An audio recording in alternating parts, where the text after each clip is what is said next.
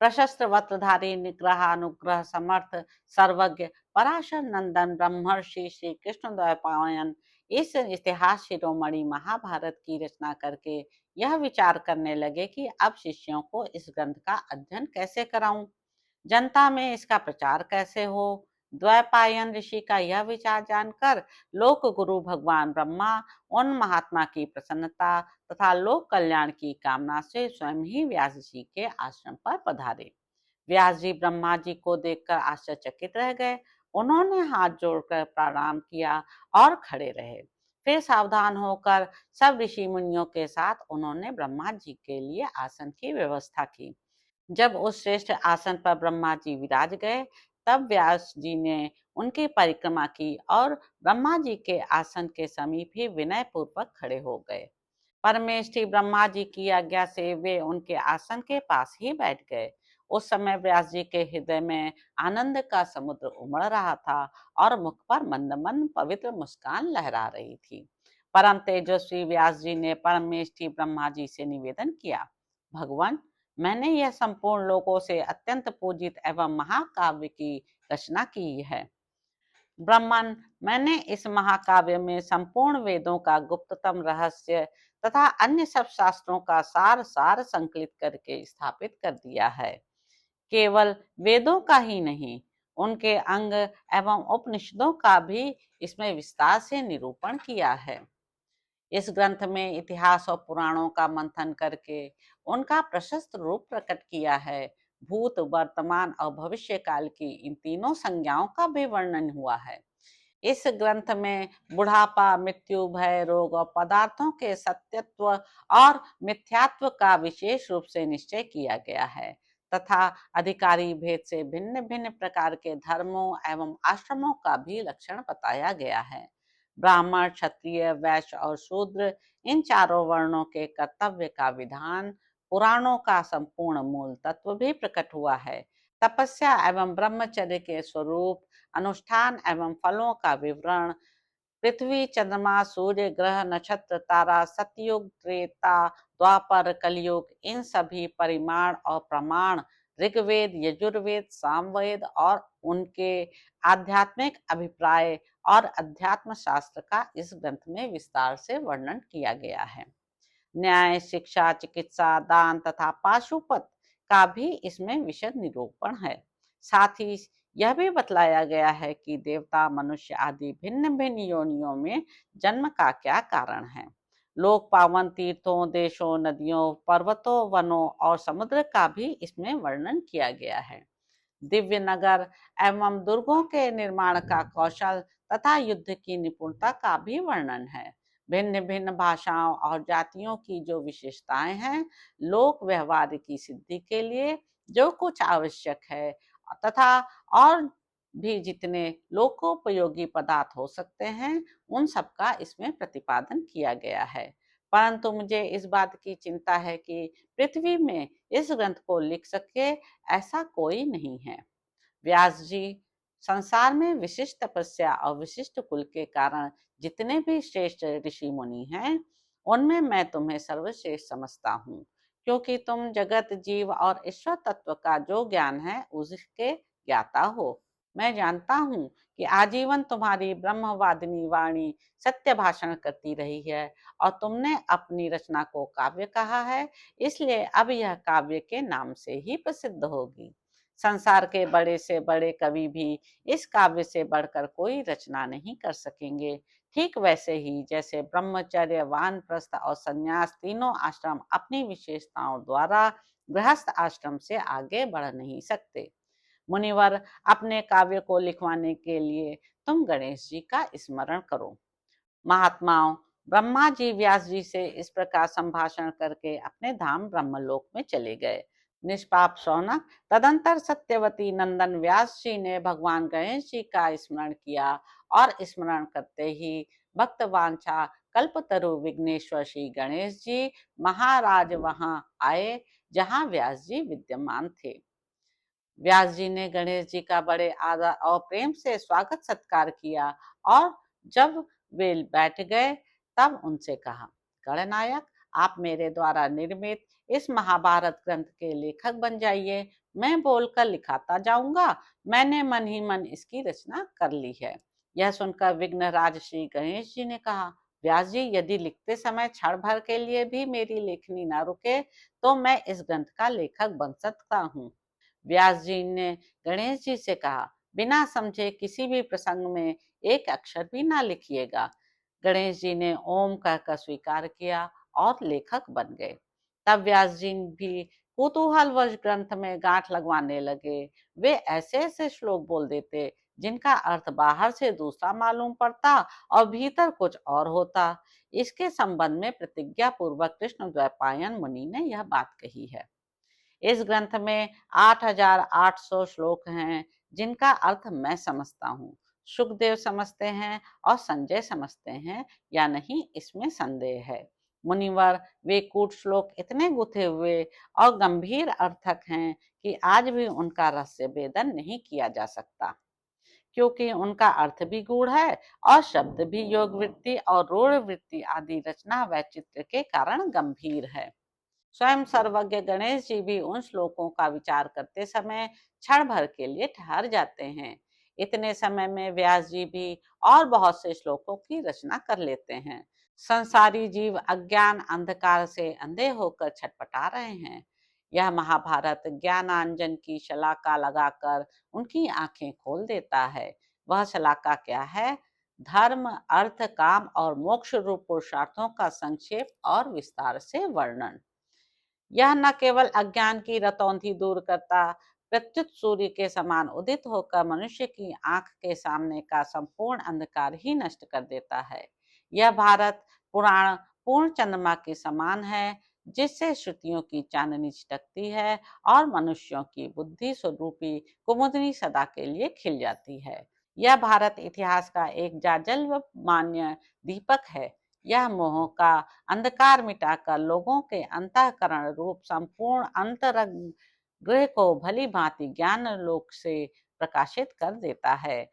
महाभारत वृक्ष का बीज है संग्रह अध्याय और जड़ है पौलोम एवं आस्तिक पर्व। संभव पर्व इसके स्कंद का विस्तार है तथा सभा तथा अरण्य पर्व पक्षियों के रहने योग्य कोटर हैं।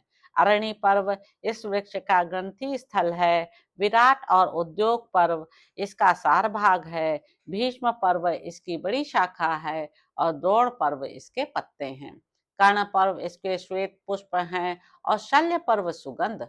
स्त्री पर्व और ऐशिक पर्व इसकी छाया है तथा शांति पर्व इसका महान फल है। अश्वमेघ पर्व इसका अमृतमय रस है और आश्रम वासिक पर्व आश्रय लेकर बैठने का स्थान। मौसल पर्व श्रुति रूपा ऊंची ऊंची शाखाओं का अंतिम भाग है तथा सदाचार एवं विद्या से संपन्न द्विजाति इसका सेवन करते हैं। संसार में जितने भी श्रेष्ठ कवि होंगे उनके काव्य के लिए यह मूल आश्रय होगा। जैसे मेघ संपूर्ण प्राणियों के लिए जीवन दाता है, वैसे ही ये अक्षय भारत वृक्ष है। उग्र श्रवाजी कहते हैं, यह भारत एक वृक्ष है। इसके स्वादु पवित्र सरस एवं अविनाशी पुष्प तथा फल हैं धर्म और मोक्ष। उन्हें देवता भी इस वृक्ष से अलग नहीं कर सकते। अब मैं उन्हीं का वर्णन करूंगा।